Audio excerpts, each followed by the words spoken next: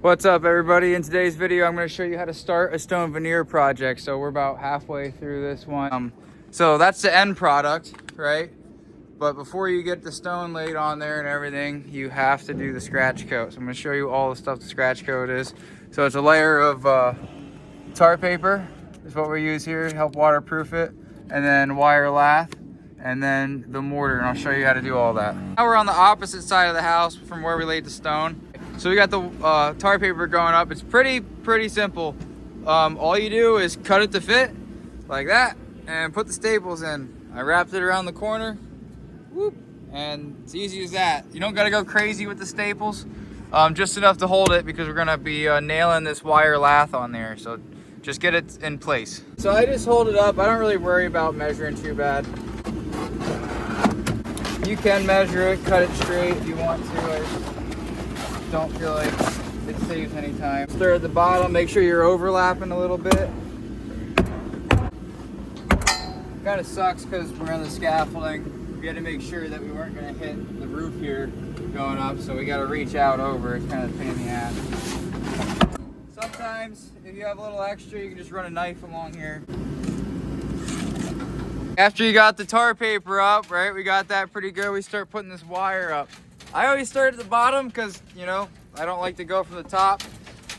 You can see the bottom here. We tucked it in, right? I like it like that so the mud sits on top instead of, like, if you overlap it the other way, it just makes a weird gap and it's hard to stay up. So this just holds it up better, at least in my opinion.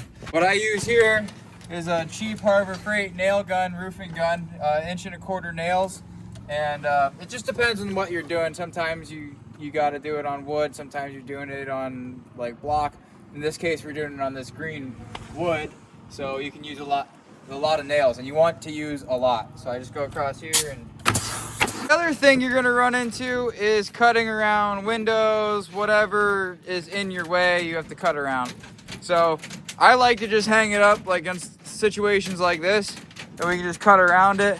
Boom, we can use that scrap for above the window because I'm assuming we're not gonna have the right height there. So we'll just take that, transfer it right up here, and it'll be good enough. Okay, so he's got it cut out, boom, and he's ready to nail it. Show him how you do it in the pattern. So you do it like in a triangle. See how he's going back down this way?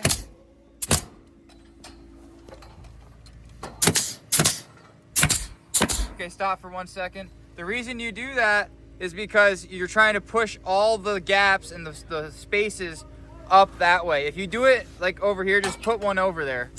It'll start creating bubbles in it. You see that? But if you do it like you're doing, it'll push the bubble right out. Oh, we're out of nails. All right, nails back in. And then you just go like that. And you can see the bubble got pushed right back out. So everything's nice and tight. And then we can just keep going right along there. And then we just stop a little bit below so we can get that to tuck in nice for the next piece of wire. Get a measurement.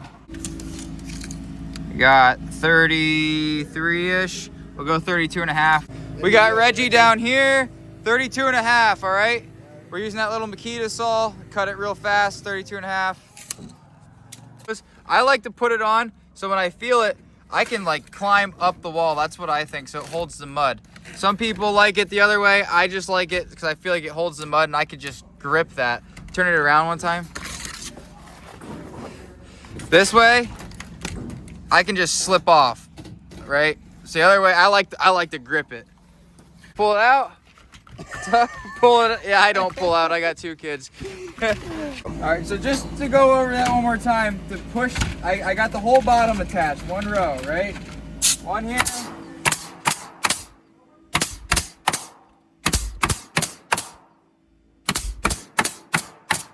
Oh, don't want to do that. See that? That's what don't do. See that? I'm gonna have to rip that back out because I won't be able to tuck it in now. You don't want to go higher than that right now. But that was a good one. But yeah, just in angles, one way across, and you push all the air right out this other side. All right. We are up above the window on this side, so that's as far as our plank go here. Now we're gonna go to the corner. I cut this little bit at the top here, so you bend it around, cut this, and I can slip it in around here. We just gotta attach that one yet, but it'll be all right. I'm only doing this to mark it because the scaffold's in the way. You just want to bend it. All right, so you bend it. I like to get a nice sharp bend on this thing, right? See how it's like way over excessive? All right. All right, it's like a 2-for-1 now. So I got an outlet box here and this corner. So we bent it, right? I pull this out so it can sit in there. It's cut on the corner so it can slip in. That one can slip in good? I can't tell. Okay, I'm down to my height here. I'm good in there. I'm just gonna pop this like this. I always like to hold everything in place before I start snipping. Pop, okay. Now I'm gonna come over here. I snip everything like this around it. I don't do it on the ground. Too much measuring, it takes too much time. So twist it down, right? That'll be in there, okay.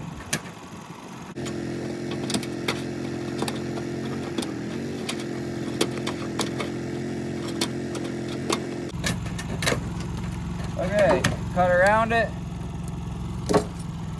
Put these back up. Yep. Yeah, hold that tight. You gotta make sure your bend is tight. Okay, bottom's good.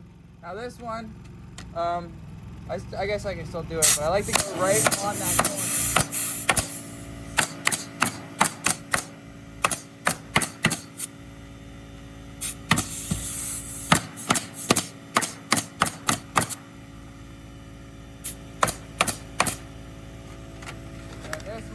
All right, so we nailed it up real good. Yeah, all over lath, this top one. I nailed it too high again, but it's ready for the next one. So I got that space already, this space already. We're ready to go right up the corner here, and we'll cut around that one again, just like this one. Yeah, so we ran it right across here. Our corners are all overlapping. Oh, where'd my piece go? Here, we cut this underneath the window. Boom, now it goes on top the window. Flip it up so it's flat. Yep, boom, reuse the piece. Okay, so we got as far as we can get with the wire and tar paper. The next step is to mix up some mortar and we're gonna put it on the wall. Reggie's over here mixing mud. This is what I use. It's a Veneer stone mortar, commercial grade, quickcrete. You're Logan, what are you laughing about? Yeah, all right. So we mix this in here. And, you know, you just add water. You got a hoe and a hoe, mixing it. 2 hoes together, get the job done, mix it up. You know, we're in the middle of the winter. We had to thaw our water out. So, you know, make sure it's not freezing. You add this quickcrete bonding adhesive. I mean, it's for concrete, but it'll work for stone. Just to make it bond better and the next stuff. How much of that you put in there, Reggie? Did you put it in yet? Yeah, I put 3 boops, as I call it. 3 boops? Put another boop in there so they know what I mean. Yeah. What's a boop? Boop? Boop. Boop. All right, do another boop. We'll put a little extra boops in there. All right. Did you do the anti-hydro yet? Yep. All right, so the anti-hydro is also because it's cold. You know, it's freezing. There's ice and snow everywhere. You're allowed to use this stuff down to 25 degrees. How many boops do you put in there of that? 6 boops. 6 boops? Yeah. All right. You know, it's kind of like whatever you feel like is necessary, but if you want the information about it, you know, here you go. You can pause it, whatever you want, if you want. Cold weather, there we go, cold weather. You can use it for 25 degrees. And we mix it decently wet. I'll show you what it looks like when it's done. Reggie is insane. It's 35 degrees outside. He's in a t-shirt. You want it to look like that. Like some nice peanut butter texture. Okay, so now we're gonna put the mud on the wall here. I got a finish plate, so I use this to do the edges of my concrete or whatever. Same exact thing. And then we take a trowel, show them your trowel, Reg. Okay, we got our bucket up on the scaffolding. Logan's gonna be doing beneath me here, so I can drop all my mud on him, and I don't have to worry about getting dirty. So Reggie's gonna feed me. Do that, put a little thing on there, boom. Come over here, and you just keep going up, keep feeding me. There's certain techniques or whatever to get it in places. I like to put fat globs on like that, right? Got this here. Take that glob that I put on there, and you can tuck it in your corners. So keep scooping that back up and getting it tight in the corner. See how I keep putting it on the side of the trowel? It makes it stick nice. All right, go down that corner, pull it back down. And there's just little tips and tricks like that. Like I'll glob it up first, you know, get a bunch on there, get a bunch of thick spots like this, you know, that way you can just pick it up and move it wherever you need it to, right? Like, oop. Then once you get like all your cracks and stuff filled, I get a nice smooth coat. And it's ready for the lines. All right, Logan's catching up down there. We're about to meet up there. I'm all the way up to the top of my window. So the next thing is we're gonna put the lines in it. So I think this is called a hawk. I just call it the fork. The scraper, I don't care what you call it, but super, super, super hard. Make sure you do this right. Watch.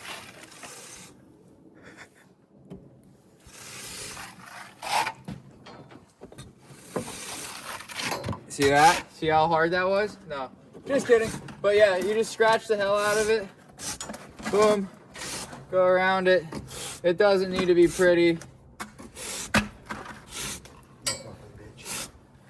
You can tell this thing's a pain in my ass. So I like, if you see like the pattern I'm doing, I always like to work away, work down, get away from that stuff. You know, just makes it easier.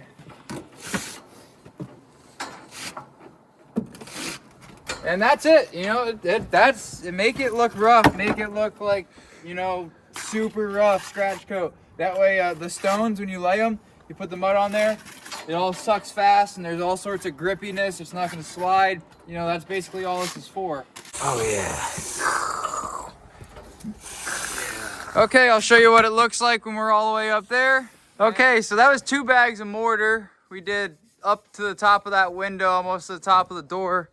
And as you can tell, nothing pretty about it, but it is ready to lay some stone. So if you got any questions, just drop them in the comments. I'll try and answer them. We're gonna be here for a while. You can see going way up this whole house here, all the way up that corner with all those rocks, all the way up to the peak. So I'll be making a bunch more videos about all the stuff going on here. So if you want to see this project when it's finished or as it keeps going on, I'll be posting a lot more videos about it. And thanks for watching.